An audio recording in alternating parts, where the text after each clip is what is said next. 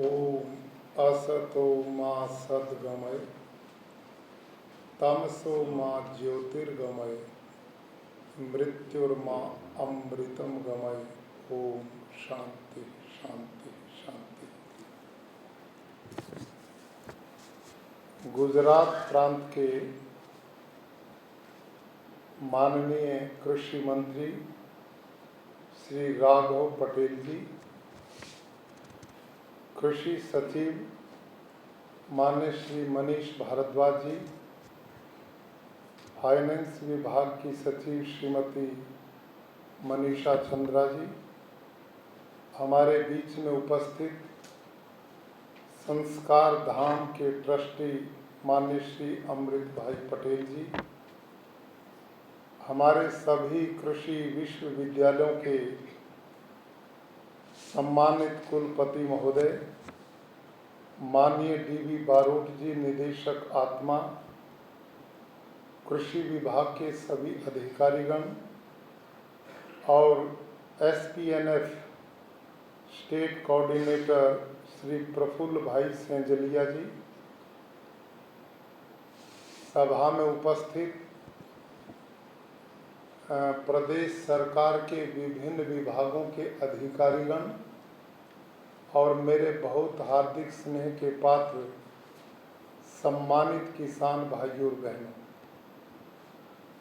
सर्वप्रथम मैं माननीय कृषि मंत्री जी को बधाई देता हूं, साधुवाद देता हूं और आज प्रथम बार हम एक दूसरे से साक्षात रूप में मिले हैं और पहले ही मिलने में बहुत प्रभावी प्राकृतिक कृषि के मिशन को प्रदेश में बढ़ाने के लिए जिन महत्वपूर्ण लोगों के साथ हमारी महत्वपूर्ण बैठक होने जा रही है, आप प्रथम बार उसके साक्षी बने हैं। आपका पूर्ण समर्थन और सहयोग आपने उनके संक्षिप्त वक्तव्य में बहुत स्पष्टता के साथ एक विषय को सुना है, तो मैं आपका राजभवन की इस प्रथम बैठक में बहुत बहुत अभिनंदन और स्वागत करता हूं।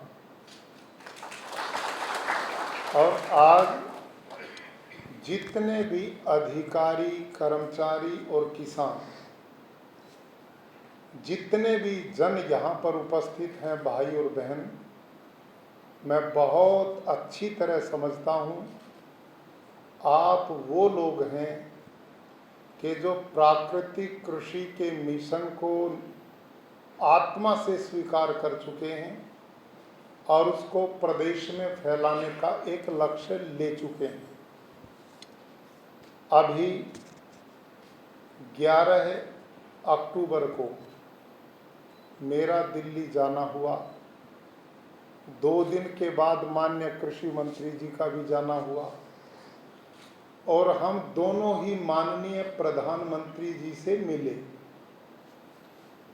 प्रधानमंत्री जी ने किसानों की बहुत बड़ी चिंता है, उन्होंने माननीय कृषि मंत्री जी को भी ये जानकारी दी और मुझे भी लगभग 1 घंटा इस प्राकृतिक कृषि के विषय को उन्होंने गंभीरता से समझा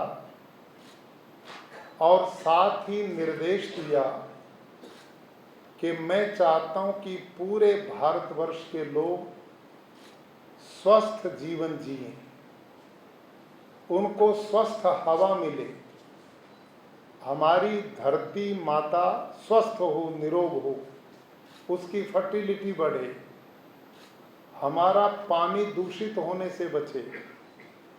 और आप पिछले कई महीनों और सालों से सुन रहे हैं, प्रधानमंत्री जी की हार्दिक इच्छा है कि मेरे देश का किसान समृद्ध होना चाहिए। खुशहाल होना चाहिए, उसकी आय दोगुनी कम से कम होनी ही चाहिए।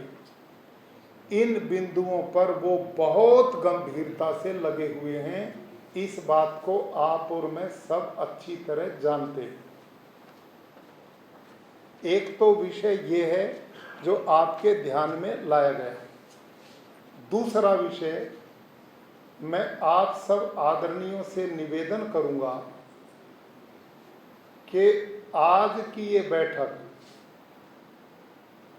इस प्रदेश के किसानों की भाग्य विधाता बननी चाहिए, ऐसा मेरा नम्र निवेदन है। माननीय कृषि मंत्री जी आदरणीय राघव पटेल जी भारतीय किसान संघ में सक्रियता से जुड़कर किसानों की लड़ाई लड़ते रहे हैं।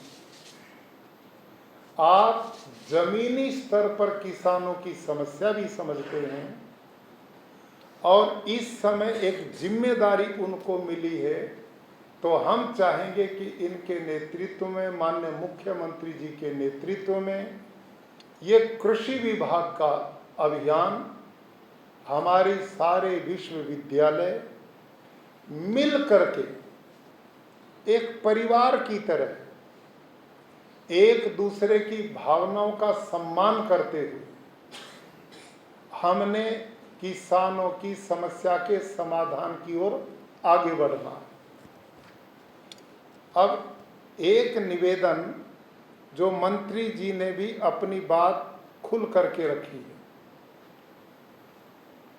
कि प्राकृतिक कृषि का जब सवाल आता है तो लोगों के मनों में एक धारणा बैठा दी गई है कि भाई यदि इस खेती को शुरू करोगे तो उत्पादन कम हो जाएगा और यदि उत्पादन उसका कम होगा तो उसकी आय भी घटेगी। हम तो आय बढ़ाना चाहते हैं, तो ये तो बड़ी चिंता का विषय है। तो इस सोच को लेकर के किसान कदम आगे बढ़ाने से रुक जाता है। एक ये चुनौती है। इन सब समस्याओं का समाधान आज मैं आपके बीच में रखना चाहता हूं। हमने, माननीय भारद्वाज जी ने आप सबके भोजन की व्यवस्था दोपहर की हुई है, तो उसकी चिंता आपने नहीं करनी। आज हम आराम से बातचीत करेंगे, प्रश्नोत्तर करेंगे, खुल के मंथन करेंगे, लेकिन आज के इस मंथन के बाद हम यहाँ संकल्प लेकर के उठेंगे, मैं भी और आप सब भी संकल्प लेकर के उठेंगे कि प्राकृतिक कृषि का जो मिशन प्रदेश में हमने लिया है उसके हर बिंदु को समझ करके और उसको इम्प्लीमेंट करना और करवाना हम सब की जिम्मेदारी। लगभग 2 वर्ष पहले आते ही मैंने इस अभियान को शुरू किया। 6-7 महीने हमने बड़े कार्यक्रम किए, बहुत अभियान चला और उन 6-7 महीने का कार्यक्रम ये रहा कि इस समय सरकारी एग्रीकल्चर विभाग के आंकड़ों के अनुसार लगभग 2 लाख खेडूत हमारे मिशन से जुड़ चुके हैं। इतना हुआ, लेकिन उसके बाद कोरोना की महामारी आ गई, गैदरिंग हो नहीं सकती थी। इस कारण वो मिशन जितने लोगों में फैल पाया वो अपने स्तर पर अपने अपने खेत खलिहान में उसे करते रहे, लेकिन मेरा और आपका जो सहयोग उनको मिलना चाहिए था वो हम नहीं दे पाए और इससे काम कमज़ोर पड़ गया, धीमा पड़ गया। लेकिन आज हमने उस कमजोरी को रद्दी की टोकरी में फेंकना है और पूरी मजबूती के साथ, पूरी नई अंगड़ाई लेकर के, पूरे जोश और पैशन के साथ किसानों के साथ मिलकर इस अभियान को दोबारा खड़ा करना है, ऐसा मैं आप सबसे आग्रह करना चाहूँगा। अब जो चिंता है उत्पादन घटने की, जैविक जो कृषि है ना, ऑर्गेनिक फार्मिंग जिसे आप बोलते हैं, वो मैंने की है। जब रासायनिक खेती में करता था, मेरे पास कुरुक्षेत्र हरियाणा में लगभग 200 एकड़ अपनी भूमि है, और उसमें पूरी में रासायनिक में वही यूरिया, डीएपी, पेस्टिसाइड, इंसेक्टिसाइड जैसे आम करता वो मैं भी करता था। लेकिन मैंने 2-3 बार अपने मजदूर जो खेत में काम करते थे, पेस्टिसाइड छिड़कते हुए बेहोशी हालत में उठा के डॉक्टरों पर भेजना पड़ा। तो वो विचार मेरे दिल में बैठा कि इसके छिड़काव करने मात्र से, इसकी गंध मात्र से आदमी बेहोश हो जाता है, और मैं तो फलों पे, साग पे, सब्जी पे, अन्न पे डायरेक्ट डलवा रहा हूँ। और मेरे पास वहाँ 1500 बच्चे पढ़ते हैं रेजिडेंशियल, एक ही विद्यालय में। अब तो हमारे 4 गुरुकुल हैं, वहाँ 4500 बच्चे हैं। और मेरे मन में विचार आया कि इस जहर को मैं खुद डलवाता हूँ और इन मासूम भारत के भविष्य को खिलाता हूँ, क्या पाप इससे बड़ा हो सकता है? अरे लोगों को जीवन देना चाहिए, मैं उनको मौत दे रहा हूँ। लोगों को स्वास्थ्य देना चाहिए, मैं उनको बीमारी दे रहा हूँ। ये महापाप है, इसका कोई हल मुझे ढूंढना पड़ेगा। और मैंने एग्रीकल्चर विभाग के लोगों से मिलकर ऑर्गेनिक खेती का सूत्र पकड़ा। अपने यहाँ अर्थवर्म पालने के पिट बनाए। मेरे पास 300 गायें हैं, गोबर की दिक्कत थी नहीं। और मैंने नेचुरल फार्मिंग ना क्या नाम ऑर्गेनिक फार्मिंग शुरू कर दी। लेकिन मेरा 5 एकड़ में की मैंने पहले साल, 5 एकड़ में रासायनिक से एकदम जब मैं इस पे आया तो मेरा परिणाम 0/0। सारे कीट खा गए मेरी फसल को, कुछ भी हाथ नहीं लगा। लेकिन जमीन ज़्यादा थी, 5 एकड़ मेरे लिए कोई विशेष बात नहीं थी, मैंने उसको नहीं छोड़ा। अगले साल लगभग 50% मेरे को उससे मिला, तीसरे साल और 80% के लगभग मेरे को मिला। लेकिन उसमें निंदामण, जिसको निंदामण समझते हो, गुजराती में बोल रहा हूँ ये तो मैं, वो बहुत पैदा हो गया। उसको उलटना पुलटने का लेबर बढ़ गया और उत्पादन कम हो गया। तो मैंने कहा, जो मंत्री जी ने चिंता व्यक्त की, ये बिल्कुल सत्य है। 2-4-5 एकड़ का जमींदार, मैं उसको शुरू करूंगा, उसका उत्पादन घटेगा, कैसे बढ़ेगा वो? तो मैंने उस मामले को देख के मैं डर गया। यदि मैंने सारे खेत में कर दिया तो यह तो कुछ भी नहीं मिलने वाला। और इस बीच में मेरा परिचय पद्म श्री सुभाष पालेकर जी से हो गया। उनसे मैंने डिस्कस की। अपने गुरुकुल में 5 दिन का उनका मैंने कैंप लगवाया और 400-500 खेडूत वहाँ इकट्ठे किए। 4-5 दिन में आप जैसे बैठे यूं बीच में बैठकर पूरा दिन मैंने उनके लेक्चर सुने और प्राकृतिक खेती को समझा। अब मैंने वो ऑर्गेनिक फार्मिंग तो छोड़ दी और प्राकृतिक कृषि जो जिसकी चर्चा हम करते हैं वो मैंने पालेकर जी की विधि से शुरू कर दी। पहले ही साल मेरा उत्पादन जितना यूरिया फर्टिलाइजर से होता था उतना ही हो गया। मेरा उत्पादन घटा नहीं, बढ़ा भी नहीं, वहीं पर खड़ा हो गया। तो मेरी हिम्मत बढ़ी कि ये काम चलेगा और धीरे धीरे मैंने फिर 10 एकड़ में किया, उसमें मैं सफल हो गया। उसके बाद तो मैंने डायरेक्ट चढ़ाई की और 100 एकड़ में किया।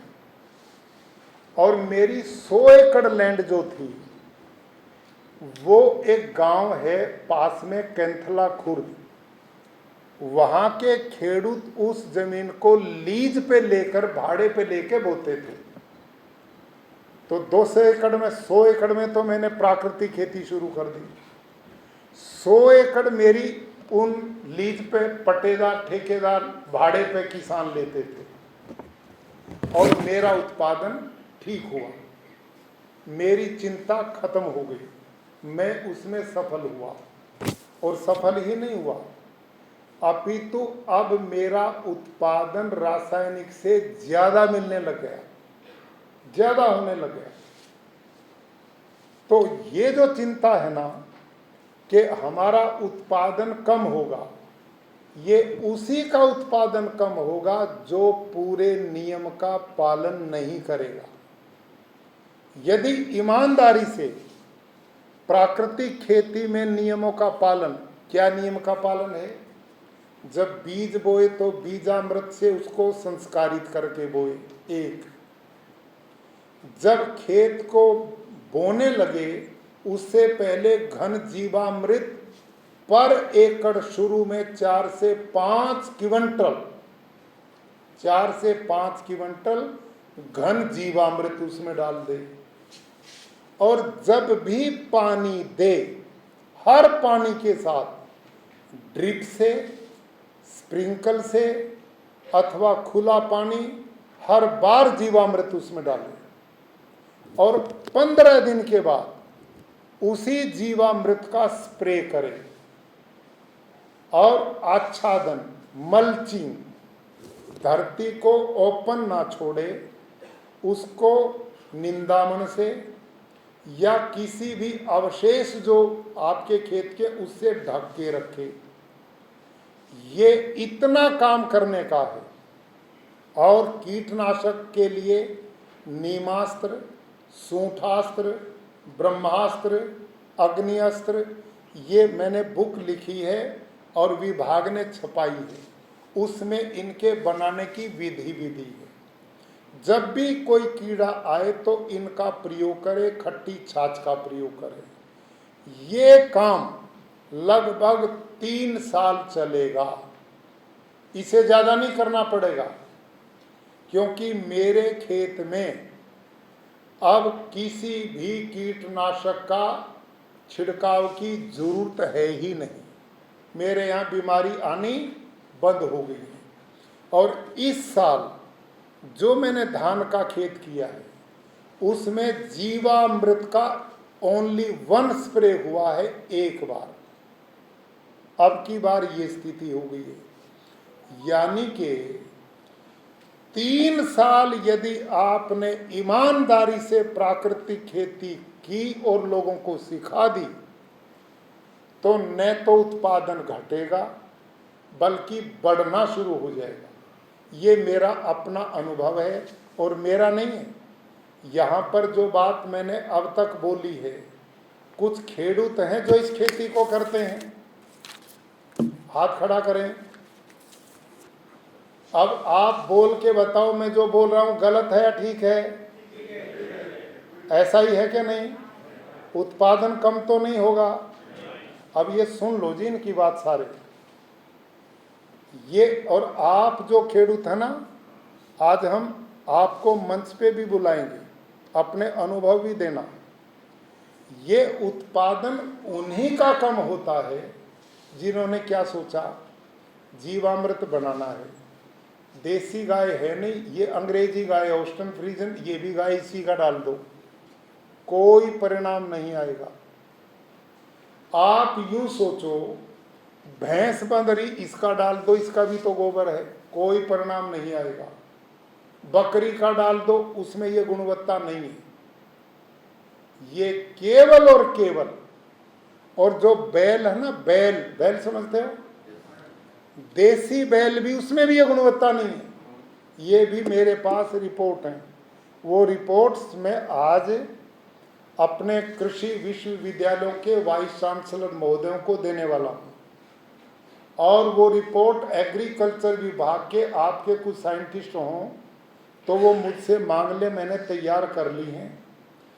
मेरे खेत में एग्रीकल्चर यूनिवर्सिटी हिसार के 4 साइंटिस्ट ने रिसर्च की है और उन्हीं के द्वारा तैयार किया 25-30 पेज का पेपर है, जिस पर उन्होंने 2 साल काम किया है। 18 और 17 से 19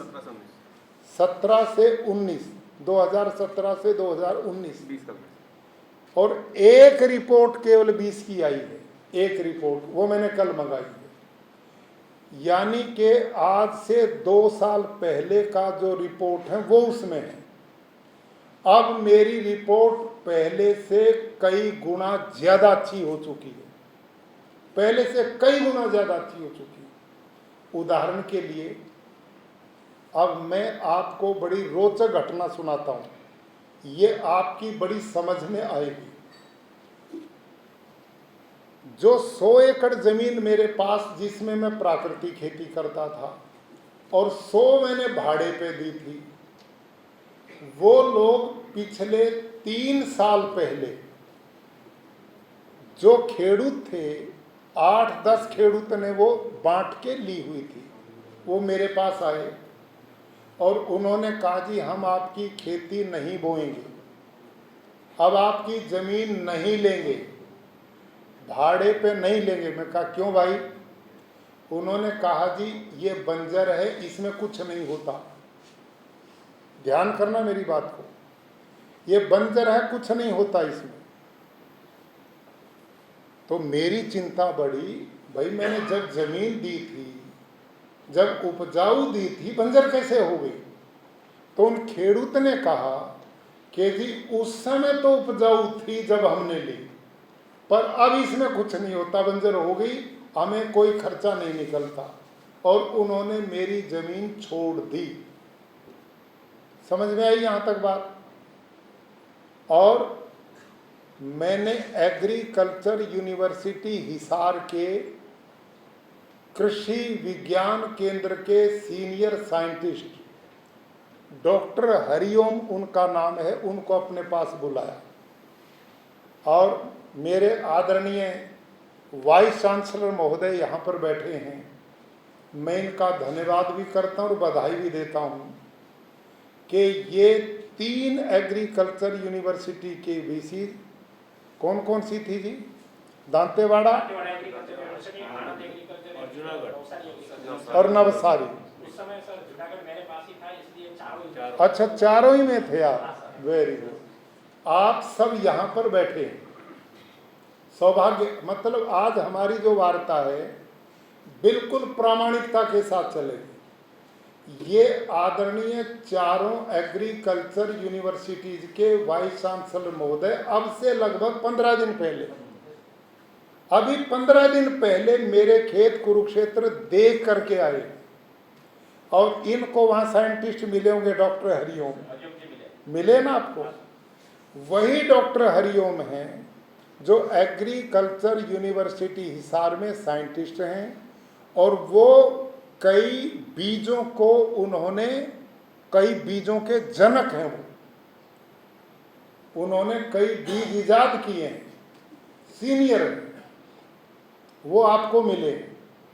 उनको मैंने बुलाया, मैं क्या डॉक्टर साहब किसानों ने मेरी ज़मीन छोड़ दी और ये कह करके छोड़ दी कि मेरी ज़मीन बंजर है, मैं क्या करूं? तो डॉक्टर हरिओम ने कहा जी यूं नहीं पता लगेगा, मैं इस भूमि के सैंपल लूंगा मिट्टी के और यूनिवर्सिटी की लैब में भेजूंगा, वहां से पता लगेगा मिट्टी की स्थिति क्या है। तो उन्होंने वो एग्रीकल्चर यूनिवर्सिटी में सैकड़ों सैंपल लिए उन्होंने अलग अलग और भेज दिए।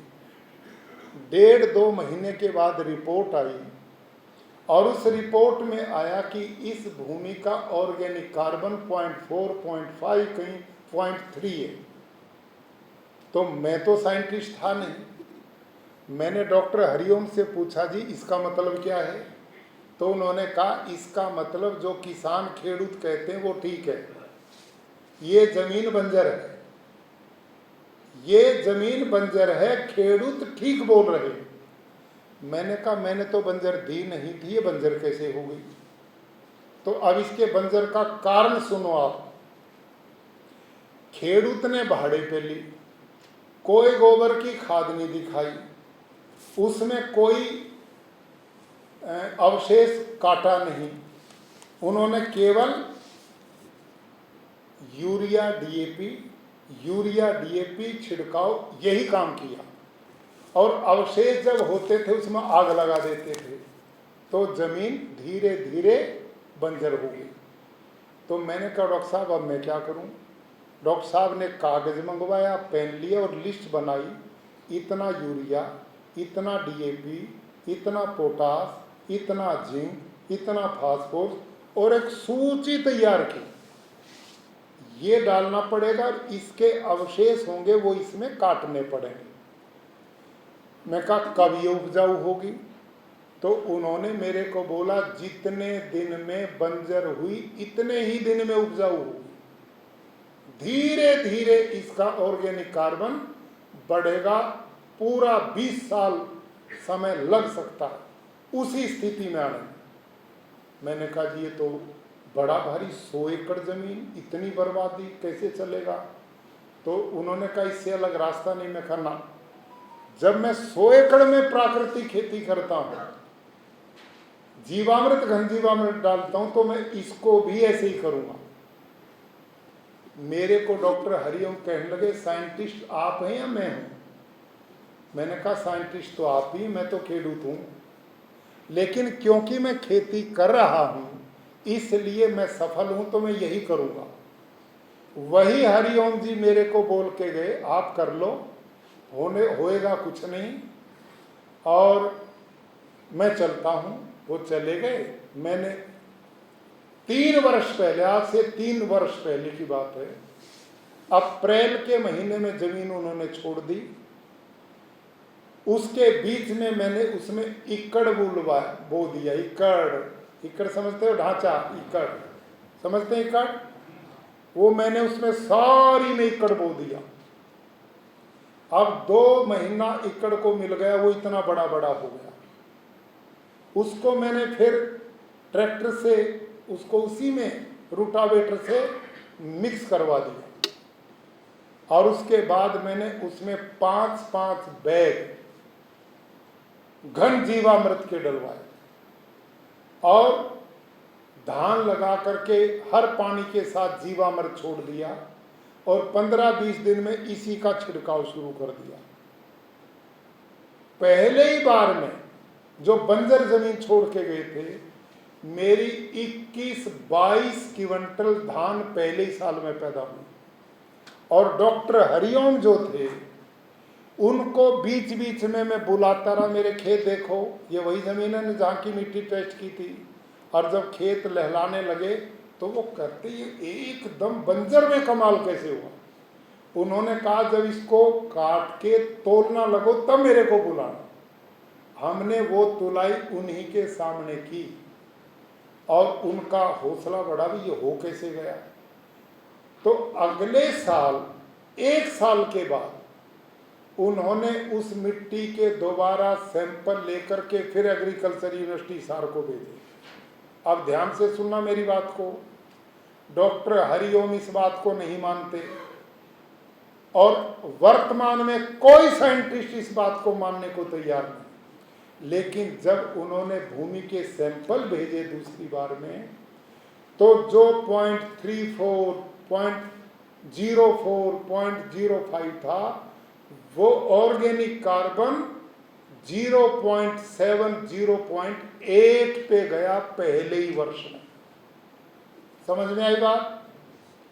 और अगली बार जो फसल हुई हमारी धान की, अगली बार दूसरे साल में, वो सीधी 28 क्विंटल प्रति एकड़ पे गई। समझ में आई? 21-22 से 1 साल बाद 28 क्विंटल पर एकड़ एवरेज उसमें निकली। और तीसरे पिछले वर्ष जो हुई वो मेरी 30 से 32 क्विंटल प्रति एकड़ हुई। और अब जो आप कटवा के आए हैं, आ भी गए ना, आपके सामने मशीन खड़ी थी, वहां हार्वेस्टिंग आपके सामने हुई। मेरे सामने जो 100 एकड़ बंजर जो मैं बताया, उन्होंने बताया होगा ना आपको ये बंजर थी, उसमें तो हुई है 34 क्विंटल प्रति एकड़ अब। और जो पहले मेरे 100 एकड़ उसमें हुई 35 क्विंटल 20 किलो प्रति एकड़। ध्यान में आई बात। ये जो लोग ये कहते हैं कि उत्पादन घटेगा, उसका ये उत्तर है आपके सामने। वहां गन्ने का भी, आपने गन्ने का रूप देखा, कोई कमी थी क्या उसमें? आपने धान देखा, प्रदेश में कहीं ऐसा धान देखा आपने? यानी कि कोई किसी भी तरह के तत्व की कमी नहीं। और अब मेरी जो रिपोर्ट है ना, जो 0.3 पे था, 4 पे था, 0.5 पे ऑर्गेनिक कार्बन, अब मेरा ऑर्गेनिक कार्बन 1 से भी ऊपर चला गया है। इतनी स्पीड से बढ़ा, ये उसकी रिपोर्ट में आज देने वाला हूँ, ये लेटेस्ट नहीं, वो कल जो आएगी रिपोर्ट। यानी कि इतनी स्पीड से ऑर्गेनिक कार्बन बढ़ा है। अब इस पद्धति को ये आप कतई अन्यथा न लें इसको, प्लीज मैं हाथ जोड़ के निवेदन करता हूं, जितने साइंटिस्ट बैठे हैं, ये कोई विरोध नहीं में, कोई उनके प्रति कोई हमारा कोई दुर्भाव नहीं है। प्लीज मैं निवेदन करूंगा कि इस सिस्टम को समझो आप, पूर्वाग्रह को छोड़कर। डॉक्टर हरिओम के साथ एक डॉक्टर थे, वो थे माइक्रोबायोलॉजी के, डॉक्टर बलजीत सारन, उनकी रिपोर्ट है। 2 साइंटिस्ट उन्होंने और जोड़े हैं, और अलग अलग यूनिवर्सिटी की रिपोर्ट है। ये हमारा एक CSSIR है करनाल में, उसकी रिपोर्ट कल मेरे को डॉक्टर ने 2020 की रिपोर्ट भेजी है।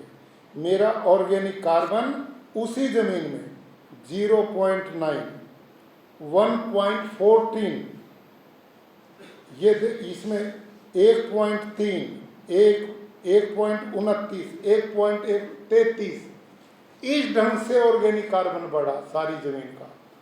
अब आप साइंटिस्ट लोग बैठे हैं, जिस जमीन में ऑर्गेनिक कार्बन 1 पे आ जाएगा, उसके किसी तत्व में कोई कमी है क्या? उसका उत्पादन कम हो सकता है मोदी साहब?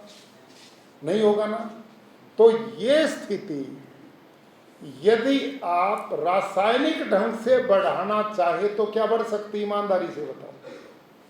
ऑर्गेनिक कार्बन इतना, मतलब 0.45 से 0.89 और 1 पे क्या 3 साल में बढ़ जाएगा? नहीं बढ़ता, बढ़ ही नहीं सकता। क्यों नहीं बढ़ता? इसका कारण कि यूरिया DAP फर्टिलिटी जमीन की कम करते हैं, बढ़ाते नहीं। जीवाणुओं को मारते हैं, मित्र कीट मरते हैं, जीवाणुओं का खेल है। आप इस बात को अच्छी तरह समझें, पौधे को खाद की जरूरत प्राकृतिक खेती में नहीं है, उसको जीवाणु चाहिए, जीवाणु। और ये जीवाणुओं का खेल जो है, ये है गौ माता के पेट में या फैक्ट्री उसमें। देसी गाय के 1 ग्राम गोबर में 300 करोड़ जीवाणु हैं, 1 ग्राम। और ये जो गाय सड़कों पे छोड़ रखी ना किसानों ने धक्के खाने के लिए, इनके 1 ग्राम गोबर में 500 करोड़ तक जीवाणु, क्योंकि जो ताकत दूध बनाने पे लगती है वो दूध देती नहीं, तो वो एनर्जी उनके जीवाणु बनाने में चली जाती है। और हम जीवामृत कैसे बनाते हैं आप सब जानते हैं कि नहीं? जीवामृत को आप सब जानते हैं, इसलिए उस पर समय खराब नहीं करना चाहिए। एक स्वस्थ गाय 24 घंटे में 8 से 10 किलो गोबर, 8 से 10 किलो गोमूत्र देती है। जब 1 ग्राम गोबर में 300 करोड़ जीवाणु हैं, तो 10 किलो गोबर में कोई गिनती है? और उनको फिर हम बेसन देते हैं, उनको गुड़ देते हैं, मिट्टी देते हैं, तो उनको खा के वो बेसन को, प्रोटीन को बलवान बनते हैं, गुड़ उनको मल्टीप्लाई करता है। तो ये जो संख्या बढ़ती है, ये खेत में मेरण का काम करती है। मेरण समझते हो? मेरवन, जामुन, मेरवन, ये मेरवन का काम है। बस जब आप जीवामृत से डालोगे ना, जीवामृत को खेत में पानी से दोगे, ड्रिप से दोगे, स्प्रिंकल से दोगे, तो ये खेत में फैल के मिट्टी के जीवाणुओं में मिलके असंख्य जीवाणुओं को बढ़ाएंगे। उनकी कोई गिनती नहीं, इतने जीवाणु होंगे।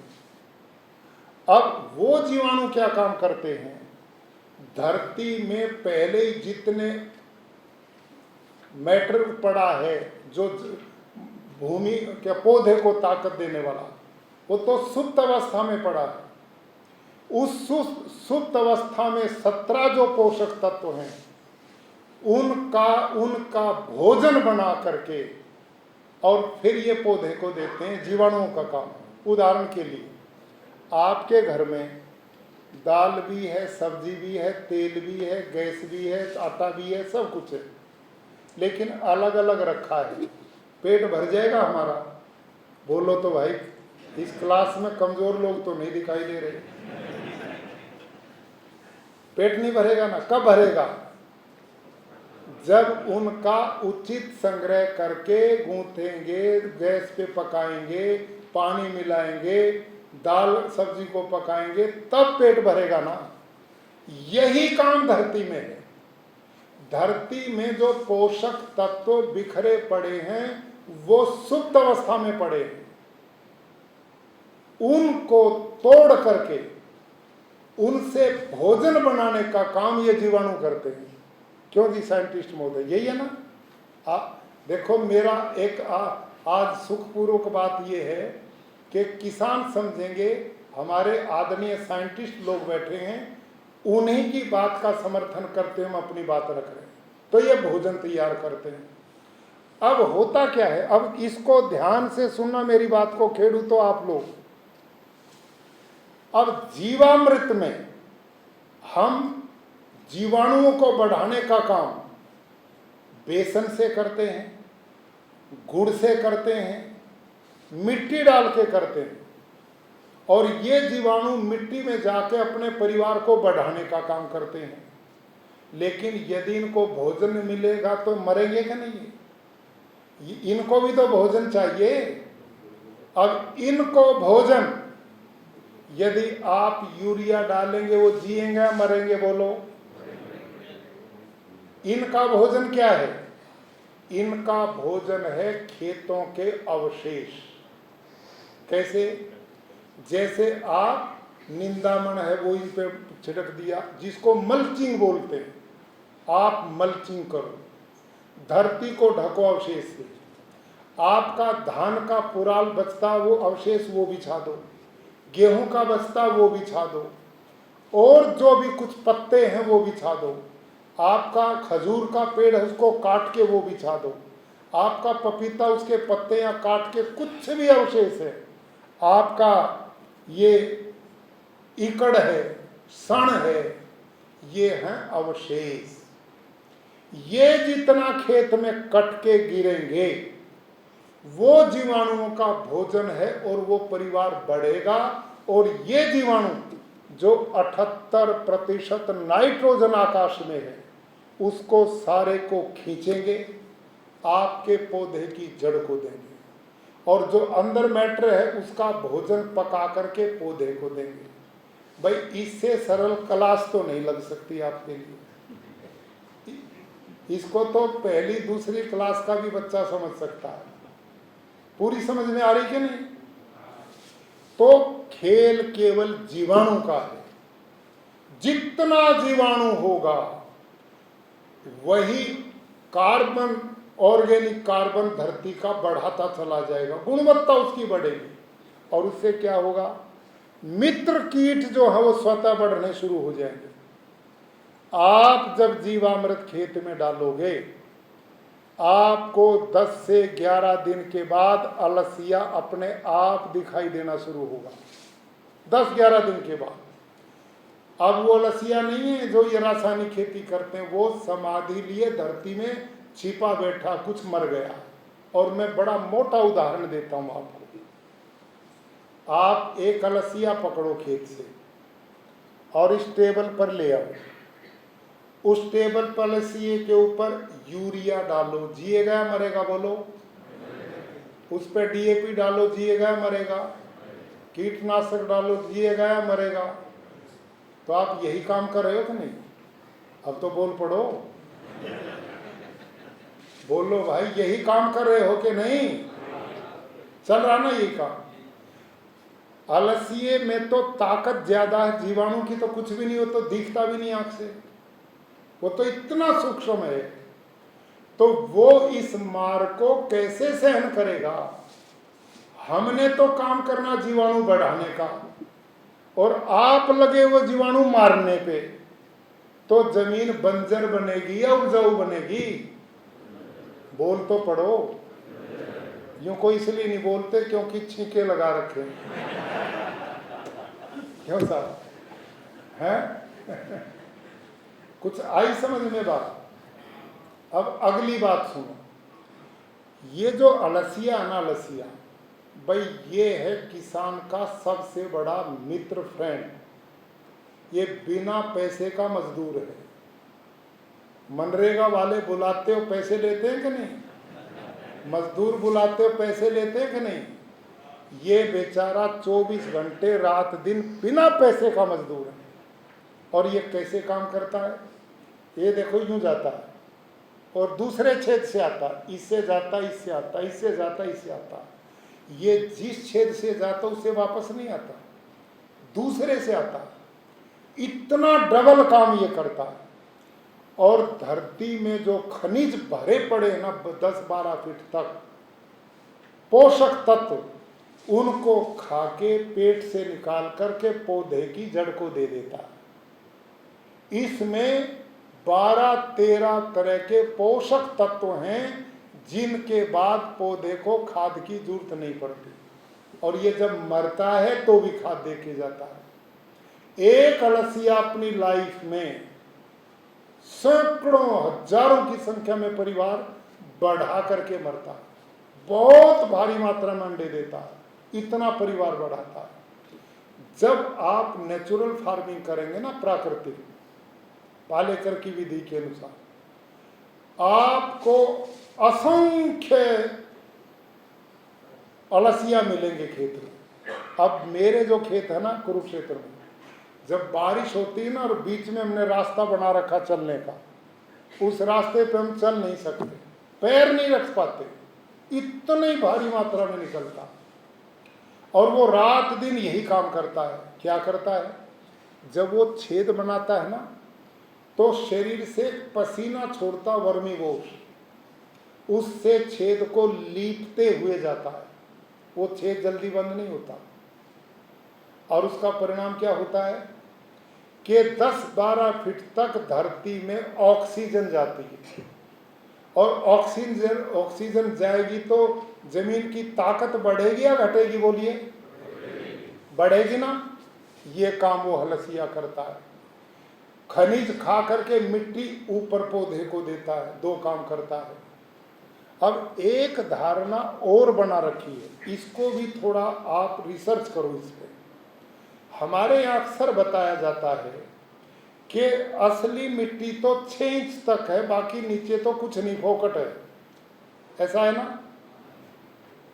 ये कहते हैं नीचे जमीन में कोई तत्व नहीं, असली 6 इंच तक है, यही पढ़ाते हैं ना।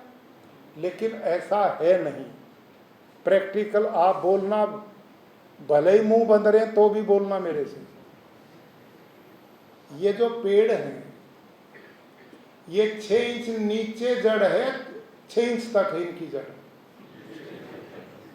जब 6 इंच के नीचे कुछ है ही नहीं, तो ये जिंदा कैसे हैं?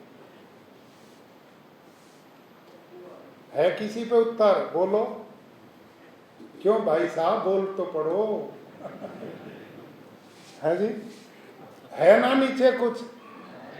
अरे वो नीचे वाली ना हो तो पेड़ खड़ा ही नहीं रह सकता। उसको खाने को भी देता है। धरती माता, ये माँ है।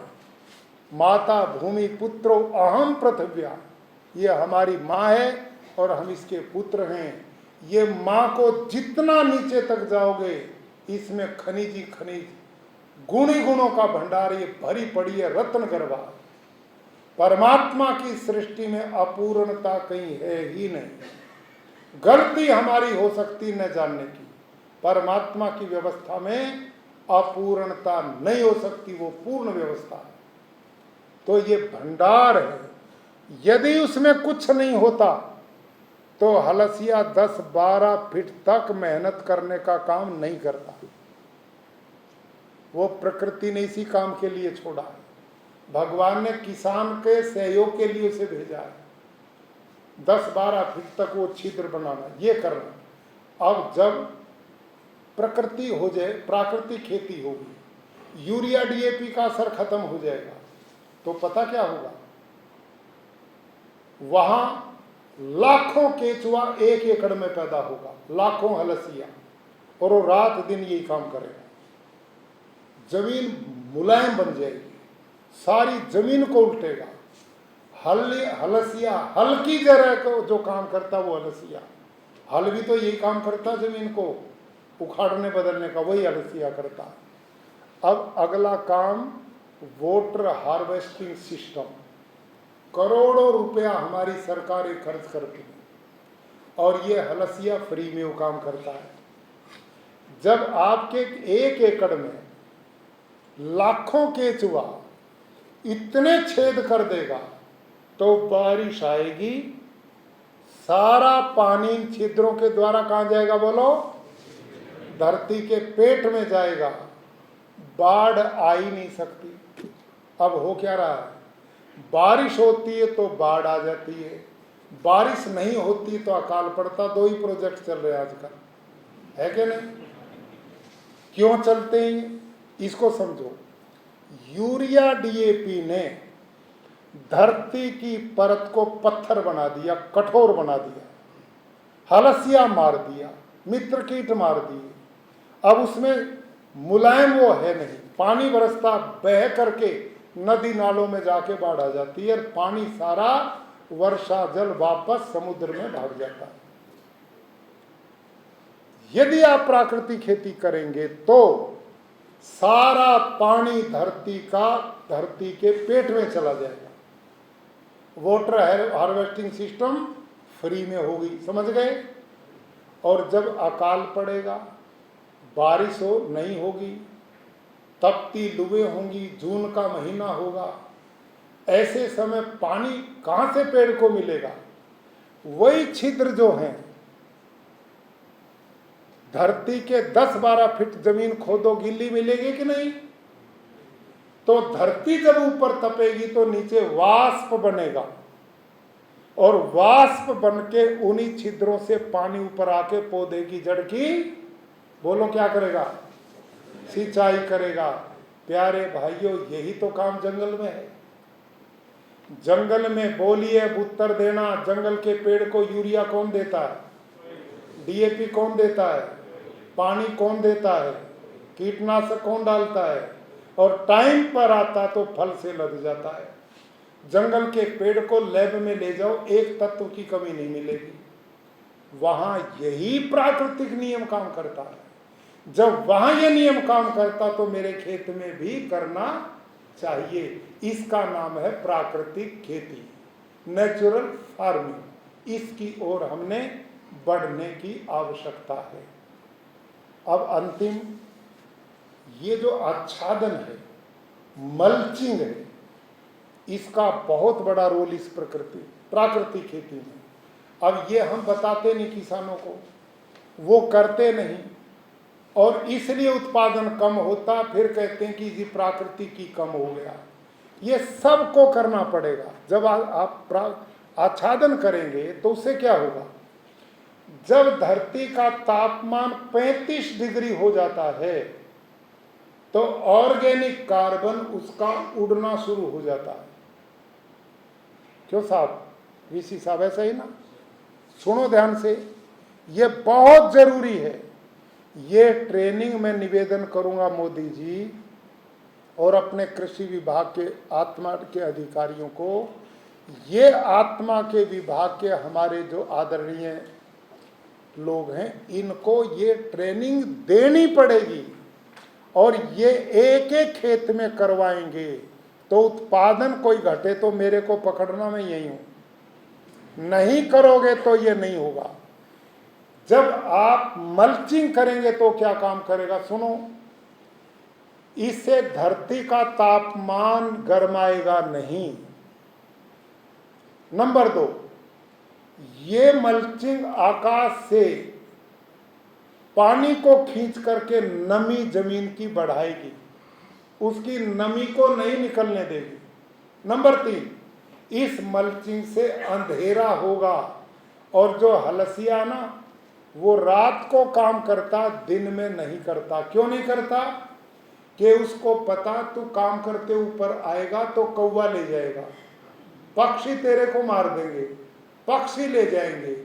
इनके डरते वो केवल रात को काम करता अंधेरे में। और यदि आपने मल्चिंग कर दी तो उसको अंधेरा मिल गया। अब वो 24 घंटा काम करेगा, रात को भी करेगा और दिन को भी करेगा। समझ में आई? इसलिए मल्चिंग जरूरी है। अब मल्चिंग का मतलब और समझिए क्या। किसी भी खेत में कोई अवशेष है, उसका गट्ठा बना देते हैं। गट्ठा समझते हो? बांध देते हो इकट्ठा करके। उत्तर देना, जो खेती करते हैं उनको पता है, जो खेती नहीं करते उनको नहीं पता होगा इसका। आप, जून का महीना है, लूएं चल रही हैं, पानी कहीं दिखाई नहीं देता, अपने खेत में एक बड़ा गट्ठा छोड़ देना और 4-5 दिन के बाद उस गट्ठे को उलटना। बोलिए, वहां नमी मिलेगी या नहीं मिलेगी? बाकी सूखा पड़ा वहां नमी क्यों है? समझ गए? मल्चिंग का मतलब समझ गए? ये जो अवशेष हैं, ये आकाश से नमी को खींचते हैं और आपके खेत के पानी की जरूरत को खत्म कर देते हैं। पौधे को पानी नहीं चाहिए, पौधे को नमी चाहिए। ध्यान से सुनो आप मेरी बात। जो भर भर के पानी देते हैं, इसकी जरूरत नहीं है। पौधे को नमी चाहिए, पौधे को पानी नहीं चाहिए। हम जो पानी धरती का बर्बाद कर रहे हैं, पाप कर रहे हैं। नमी से ही पौधा हरा भरा रहता है और ये मल्चिंग उस काम को करती। मल्चिंग के कितने काम हुए? नंबर 1, जमीन के ऑर्गेनिक कार्बन को नहीं उड़ने देगी। कार्बन उड़ेगा तो वायु प्रदूषण होगा कि नहीं होगा? और जमीन में रहेगा तो जमीन को ताकत मिलेगी। देखा? एक काम। दूसरा काम, पानी की लागत 50-60% कम की जरूरत पड़ेगी आपके खेत में। 50-60% पानी की जरूरत नहीं पड़ेगी। दूसरा काम। तीसरा काम, मल्चिंग से अर्थवर्म, केचुआ, मित्र कीट जो धरती वाले हैं, वो अपने काम की डबल स्पीड करके आपकी मदद करेंगे। 3, चौथा, मल्चिंग करेंगे तो निंदामण पैदा नहीं होगा। समझ में आ गई? निंदामण, जिसके लेबर मेहनत करनी, लेबर लगाने की, खत्म हो जाएगी। और 5वां काम, इससे सूक्ष्म जो जीव हैं, जो बैक्टीरिया हैं, जीवाणु हैं, यही निंदामण उनका भोजन है। वो बढ़ेंगे, मरेंगे नहीं। समझ में आ गई? कतई नहीं समझ में आ रही है जी? आ गई समझ में? तो अब मोटी मोटी बात तो मैंने कह दी और आप थक भी गए होंगे। अंतिम, आप जो प्रचार कर रहे हैं, मेरे आदरणीय आत्मा के या हम जैसे लोग जो भी हैं, वो किसानों में जाकर, खेडूत में जाकर जीवामृत का तो बहुत प्रचार कर रहे हैं। ये मेरे को माननीय मंत्री जी ने भी कहा, हम जीवामृत पर तो जोर देते हैं, घन जीवामृत को भी भूल जाते हैं, और नीमास्त्र, सूफास्त्र, ब्रह्मास्त्र, अग्निस्त्र को तो बिल्कुल ही भूल जाते हैं। उसके लिए आप कीटनाशक डालना शुरू करते हो, सरल दिखता है, बाजार से लाओ, डाल दिया। इसको हमने छोड़ना है, इस पे आक्रमण करना है। हमने जहर नहीं डालना, हमारे अपने कीटनाशक हैं, मेरी पुस्तक में भी हैं, और ये ट्रेनिंग माननीय भारद्वाज जी से बात हुई है, मंत्री जी के भी ध्यान में ला रहे हैं। अगले बहुत जल्दी कुछ समय में हम आप सबको एक पालेकर जी का ऑनलाइन 3 दिन का शिविर हम लगाने जा रहे हैं, ताकि आप अपने प्रश्नोत्तर लिख लें, आपने जो पूछना सवाल करें, और आप इस प्राकृतिक कृषि को अंदर तक समझ लें। ये नहीं करेंगे तो मैं बड़ी अब कड़वी बात कह रहा, और कड़वी क्या है, मैं रोज हवन करता हूं प्रतिदिन, मेरी ये शाला है, और गौ माता भी पालता हूं, 2 गाय रखता हूं, और धर्म कर्म का जो पाठ है समाज में, मैं आस्तिक हूं, मैं नास्तिक नहीं हूं। मैंने वेदों को भी पढ़ा, शास्त्रों को भी पढ़ा, लेकिन इन सब को पढ़ने के बाद मेरी जो अपनी चिंतन, सोच और उनमें लिखा है, वो अंतिम निचोड़ क्या है। पूजा पाठ, भजन, संध्या बहुत अच्छा काम है, आत्मा की उन्नति का रास्ता, लेकिन वेद में लिखा है, यस्तु सर्वाणि भूतानि आत्मेवानुपश्यति यत् सर्वभूतेषु च आत्मानं ततो न विचिकित्सति। जो व्यक्ति दूसरे के सुख दुख को अपना सुख दुख नहीं मानता, जो व्यक्ति दूसरे की आत्मा को अपनी आत्मा में नहीं देखता और अपनी आत्मा को दूसरे में नहीं देखता, ऐसा व्यक्ति चाहे कितना ही भजन कर ले, कितने संध्या हवन कर ले, कितनी पूजा पाठ कर ले, कितनी घंटे घड़ियाल बजा ले, कितने आराध्य की पूजा करो, कुछ भी लाभ नहीं होने वाला। वो ढोंग है, वो पाखंड है। पानी प्यास बुझाता है, सामने रखा है, मुंह में लेके नहीं पियोगे तो प्यास कतई नहीं बुझने वाली। कर्म प्रधान है जगमाई, कर्म के बिना हरगिज कल्याण नहीं होगा। प्यारे भाइयों बहनों, ये जो कार्य है, ये है प्राणी मात्र की भलाई का, सृष्टि की व्यवस्था बचाने का। भगवान की पूजा क्या शास्त्रों में बताया कि ईश्वरीय व्यवस्थाओं का सहयोग करना ईश्वर पूजा है। ईश्वरीय व्यवस्था क्या है कि भगवान ने शुद्ध हवा दी, उसको दूषित मत करो, ये ईश्वर की व्यवस्था का सहयोग है। परमात्मा ने शुद्ध जल दिया, उसे प्रदूषित मत करो, ये ईश्वर की व्यवस्था का सहयोग है। परमात्मा ने सब अच्छा ही अच्छा दिया, हम बुरा क्यों करें? ये है ईश्वर पूजा। आप और हमारे सामने जो विकल्प है वो है प्राकृतिक खेती का। इससे क्या काम होने वाला है? सबसे बड़ी चुनौती समय ग्लोबल वार्मिंग की आया ना, ये जो है ना, ये अभी कोरोना, ये तो माननीय प्रधानमंत्री जी ने बचा दिया देश को। उनके विवेक, उनकी सूझबूझ, उनका समर्पण, उनकी मेहनत, सारी दुनिया को उन्होंने जोड़ करके 2 वैक्सीन निकाल दी, 2 अब आने लग रही हैं। इतना बड़ा इंफ्रास्ट्रक्चर, इतनी व्यवस्था, इतनी बड़ी भीड़ के देश को बचाने का श्रेय उस दिव्य आत्मा को जाता। उनके प्रति हमारा नमन है। ये अद्भुत काम है, नहीं तो पता नहीं इतनी भीड़ में क्या होता।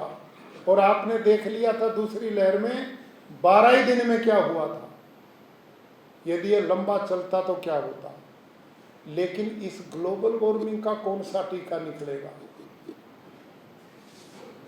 इसका इंजेक्शन कौन सा आएगा। आप समझो और जानो, इस समय अक्टूबर का महीना है। कितनी अक्टूबर आज? 18। आपने कभी 18 अक्टूबर को वर्षा होती देखी थी? और हमारे यहाँ कुरुक्षेत्र में कल से मेरे को सूचना है भारी बारिश हो रही। दिल्ली, उत्तर भारत में भयंकर वर्षा चल रही है इस समय। खेत पके खड़े हैं, सब गिर गए, तबाह हो गए पानी। और क्या होने वाला है, ग्लेशियर के पहाड़ पिघल रहे हैं। सारा ग्लेशियर पिघल करके समुद्र में जा रहा है। वाटर लेवल ऊपर बढ़ेगा, समुद्र के किनारे की दुनिया गर्त हो जाएगी, नदियां सूख जाएंगी, पीने को पानी मिलेगा नहीं। अतिवृष्टि, अनावृष्टि, भूकंप, ये सब कुछ इस ग्लोबल वार्मिंग के दुष्परिणाम शुरू हो चुके सारी दुनिया में। और इस ग्लोबल वार्मिंग में हमारी ये रासायनिक खेती बहुत बड़ा योगदान करती है या ना? करती है कि नहीं करती? आप भगवान की व्यवस्था को खराब कर रहे हैं, सहयोग कर रहे हैं? हम खराब कर रहे हैं। तो यदि परमात्मा के प्रिय बनना है तो इस वातावरण को बचाने का, पर्यावरण को बचाने का काम है प्राकृतिक खेती। एक लाभ इसकी ओर बढ़ो। दूसरा इसका लाभ क्या है, पानी जो है 50 से 60% कम लगेगा इस प्राकृतिक खेती में। पानी बचेगा भी और पानी प्रदूषित होने से बचेगा। ईमानदारी से बताओ, 40 साल पहले कहीं पर भी पानी पी लेते थे, कोई दिक्कत थी? आज भी पी सकते हो क्या? क्या बात हो गई? प्रदूषित हो गया ना। क्यों? यूरिया जो खेत में डालते हो ना, वो यूरिया तो 30% ही पौधा लेता, बाकी तो पानी में मिलके जमीन में या आकाश में उड़ जाता है। क्यों साहब? ऐसा ही है ना। साइंटिस्ट लोग बैठे हैं, वो भी इस बात को बता रहे भाई ऐसा ही है। ये यूरिया, डीएपी, कीटनाशक, ये जहर पानी में मिलकर भूमिगत जल में जाकर दूषित कर रहा है। ये बर्बादी है। अगली बात, जमीन की जो फर्टिलिटी है वो इससे तबाह हो रही है, बर्बाद हो रही है। कैसे? एक उदाहरण मेरी ये रिपोर्ट में दूंगा, आपको उसमें मिलेगा। हमारे उन 4 साइंटिस्ट ने हमारे 4 तहसीलों की जमीन में जा करके सैंपल लिए अलग अलग किसानों को, और वो सैंपल लेकर के उन्होंने क्या किया, मिट्टी के उन सारी मिट्टी को इकट्ठा मिलाया और उसको लैब में टेस्ट किया। तो जो रासायनिक खेती करते हैं किसान, उनकी 1 ग्राम मिट्टी में 30,05,000 जीवाणु मिले। कितने ही है ना? 30,05,000 जीवाणु जो रासायनिक खेती करते हैं उस मिट्टी के 1 ग्राम में मिले। कितने मिले बोलो? 30 लाख। अब उन्हीं 4 साइंटिस्ट ने मेरे खेत की मिट्टी ली, ऐसे ही 5-10 जगह से लेके उसको मिलाया और उसका रिपोर्ट उसको लैब में लेके उसका जो रिजल्ट आया, अब ध्यान से सुनना, उसमें कितने मिले? 161 करोड़ जीवाणु मिले। मेरे खेत में 161 करोड़ 1 ग्राम मिट्टी में, और रासायनिक वालों में 30,05,000 जीवाणु मिले। अब बताओ जमीन उपजाऊ मेरी है या वो है? तो आप क्या कर रहे हो अपने खेत में? हरीश भाई ठक्कर जी हमारे बीच में बैठे हैं, प्लीज एक बार खड़े होकर दर्शन दो। आशापुरा फार्म के ये मालिक हैं। ये 7,000 एकड़ में खेती, 700 एकड़ में 700 एकड़ की खेती करते हैं।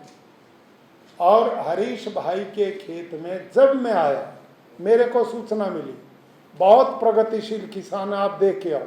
मैं गया, इनका जो टेक्नोलॉजी, इनका जो मॉडर्न फार्म, कोई भी जाएगा तो इनके प्रति नतमस्तक होगा। इतना बढ़िया सिस्टम इन्होंने खड़ा किया। लेकिन पहली बार मैं गया, ईमानदारी से मेरे सिर में दर्द हो गया। इतना जहर खेत में और उसकी बदबू, सिर में दर्द हो गया। इसका कीटनाशक के छिड़काव का। मैंने कहा भाई साहब, आप खेती इतनी अच्छी करते हैं, उत्पादन इतना बढ़िया, आपने एक मॉडल चीज बनाई है, पर आप इस जहर को बंद कर दो, इसको प्राकृतिक कर दो। साहब बोले जी फिर होगा कुछ नहीं, कीड़े खा जाएंगे, उत्पादन कम हो जाएगा। मैंने कहा नहीं, आप प्लीज करो। मैं इनके साथ मिला, मैंने अपनी पुस्तक दी, लंबी बात की। इन्होंने कहा जी मैं प्रयास करता हूँ, और इन्होंने धीरे धीरे अपना शुरू किया।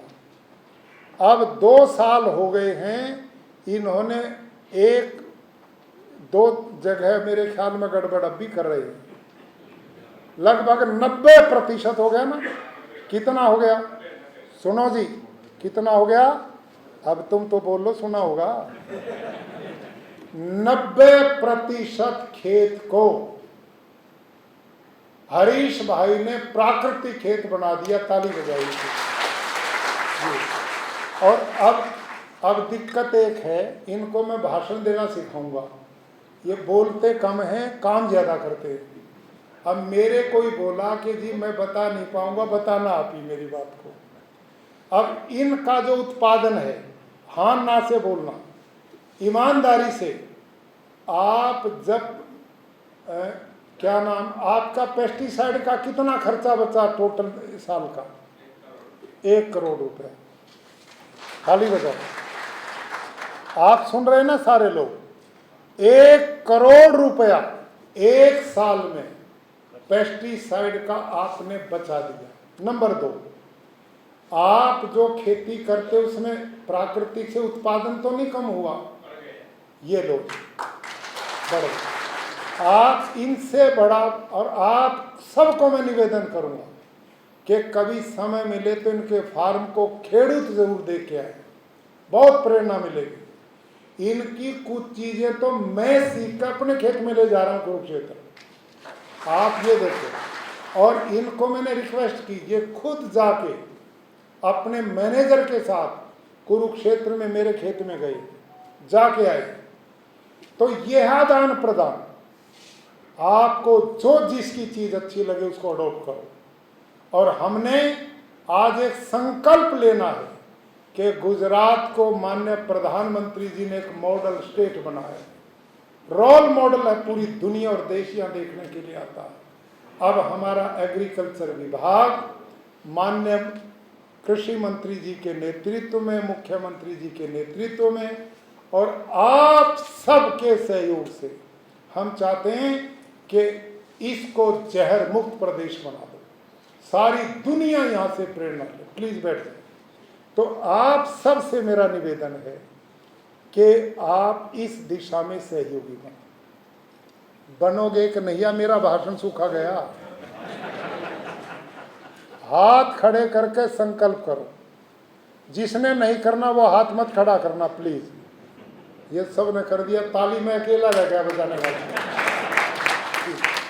वाह वाह वाह वाह भाई, गजब है। मैं हिमाचल प्रदेश में, मेरा सौभाग्य था, मेरे को वहाँ 4 साल जिम्मेवारी मिली। वो पहाड़ी लोग बड़े भले थे, लेकिन मैं झूठ नहीं बोलता, ईमानदारी से कहता हूँ, वहाँ नीचे के लोग ज्यादा जाने लगे। अब वो शहरी चालाक बन गए। लेकिन गुजरात के लोगों को मैंने बड़ा प्रैक्टिकल पाया। यहाँ के लोगों में कोऑपरेटिव भावना, सहयोग की भावना, सादापन और निर्व्यसनी जीवन। और ये जो साधु बैठे ना हमारे बीच में, स्वामी नारायण के, मैं इन साधुओं को भी नमन करता हूँ, बधाई देता हूँ। ये अपना मिशन पूरे प्रदेश में मानवता की भलाई के लिए ये कितने प्रोग्रेसिव हैं। मेरे इस प्राकृतिक खेती के मिशन को सबसे पहले स्वामी नारायण मिशन के साधुओं ने स्वीकार किया और इनका एक एक आश्रम अब प्राकृतिक का मॉडल बनने जा रहा है। मैं अंत में निवेदन करूंगा, एक विषय वो अपना हमारे भारद्वाज साहब कृषि मंत्री जी बड़े परिश्रम से लगे हुए हैं और उसमें हमारे साहब का महेश सिंह जी, इनको मैं बधाई देता हूं। ये सबसे महत्वपूर्ण कार्यक्रम कर रहे हैं। इन्होंने बीड़ा उठाया है कि जितने खेडूत प्राकृतिक खेती करेंगे हम उनके लिए बाजार की व्यवस्था करेंगे और आपके लिए पूरे प्रदेश में जितने बड़े शहर हैं, तहसील तालुका हैं, सब में और अपना प्राकृतिक उत्पाद और उसमें लगभग 100 FPO हम तैयार कर चुके हैं और उनमें हमने रासायनिक वाला एक भी नहीं जोड़ा है, सब प्राकृतिक वाले होंगे।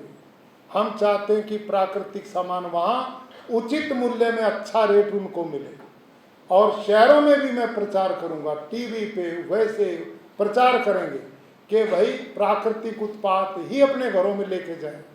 कैंसर से बचना, हार्ट अटैक से बचना, बीमारियों से बचना है तो हमने प्राकृतिक आहार लेना पड़ेगा।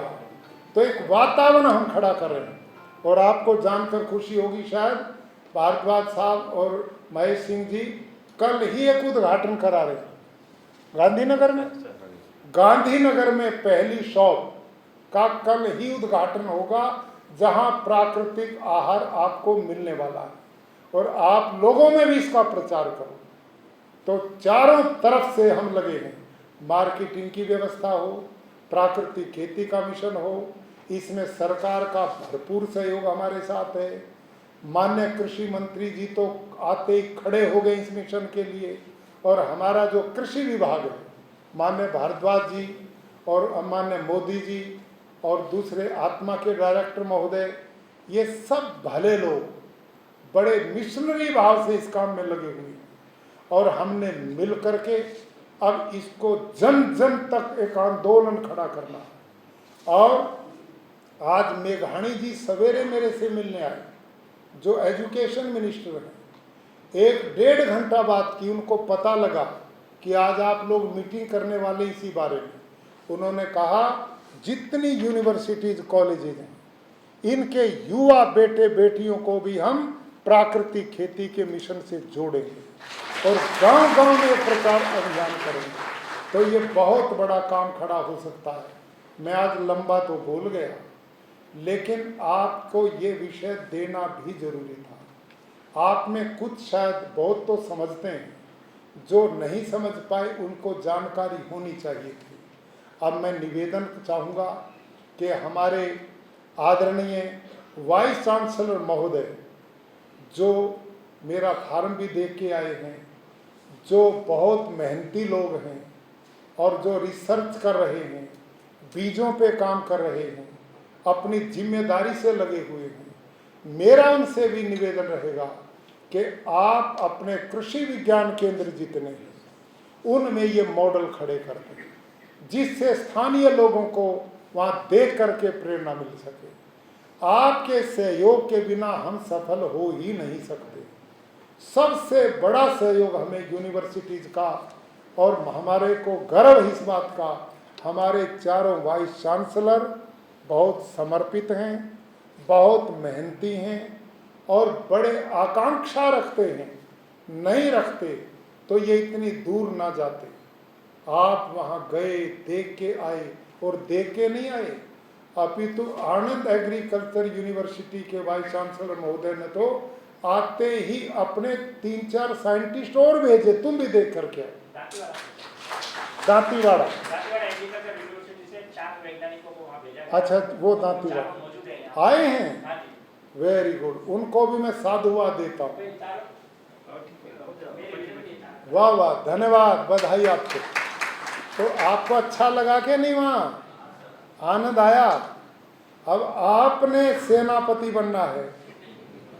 आपके नेतृत्व में हमने आगे बढ़ना है जी। सर, इनमें से जो डॉक्टर सी के पटेल हैं वो प्राकृतिक खेती का जो हमारा यूनिवर्सिटी का 35 हेक्टेयर का फार्म है वो संभालते हैं। वाह वाह वाह। और जो कंसासराज जी हैं वो जो हमारा एलआरएस रिसर्च स्टेशन है, हाँ लाइवस्टॉक रिसर्च स्टेशन जी, वो संभालते हैं। बहुत अच्छा, तो ये जो उनको बनाना है उन्हीं को हमने भेजा। Very good very good. मैं एक और निवेदन करूंगा, प्लीज बैठिए। माइक्रोबायोलॉजी के और सोयल के दो साइंटिस्ट मैं चाहता हूं एक बार हम अकेले मिलें, और मैं ये चाहूँगा कि वो अपने आप रिसर्च अपनी यूनिवर्सिटी में शुरू करें, जैसे मैंने अपने यहाँ कराई।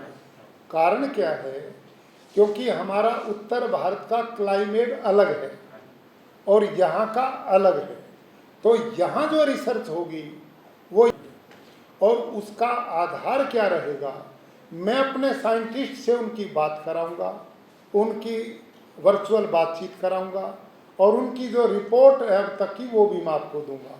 और वो जो रिपोर्ट में देने वाला हूँ आज, उसमें एक कुछ लोग थे जो, बाकी तो बहुत उन्होंने सहयोग किया, लेकिन एक लैब ने नियोजित ढंग से हमारे सिस्टम को फेल करने की कोशिश की, लेकिन हमने भी उनके भी रिजल्ट जो आए उनको भी उसमें लिखा। कोई बात नहीं, हम वो कुछ सोचें, हमारा मिशन है कल्याण का, किसान का भला करना, प्रकृति बचे, पानी बचे, गौ माता बचे, जंगल जमीन बचे, और ये किसान जो है इसकी आय, माननीय प्रधानमंत्री जी चाहते हैं मेरे देश का किसान खुशहाल हो, आबाद हो, समृद्ध हो, तो उस विकल्प के रूप में हम इस मिशन को लेकर के बढ़े हैं। मुझे विश्वास है कि अब हम इसके लिए ईमानदारी से काम कर रहे हैं। आधा अधूरा मन से करेंगे तो परिणाम नहीं आएंगे, पूरे मनोयोग से करेंगे तो पूरे परिणाम आएंगे। बहुत मेरी लंबी बात रही, आपने बड़े ध्यान से सुना, और मैं समझता हूँ यदि आपने जैसा हाथ उठा करके समर्थन किया, आप सभी ईश्वरीय काम में जुट गए, तो आपको बहुत पुण्य मिलेगा, आपको बहुत अच्छा फल मिलेगा, क्योंकि आप लोगों को जीवन देंगे, आप गौ माता को बचाएंगे, आप पानी को बचाएंगे, आप पर्यावरण को बचाएंगे। इससे बड़ी ईश्वर पूजा दूसरी नहीं हो सकती। आप सबका बहुत धन्यवाद। और मंत्री जी ने आज जो पूर्णकालिक समय अपने बीच में दिया, आप इनकी भावना को समझ सकते हैं कि ये कितने गंभीर हैं कि ये विषय जनमानस की भलाई करने के लिए आगे बढ़े। धन्यवाद।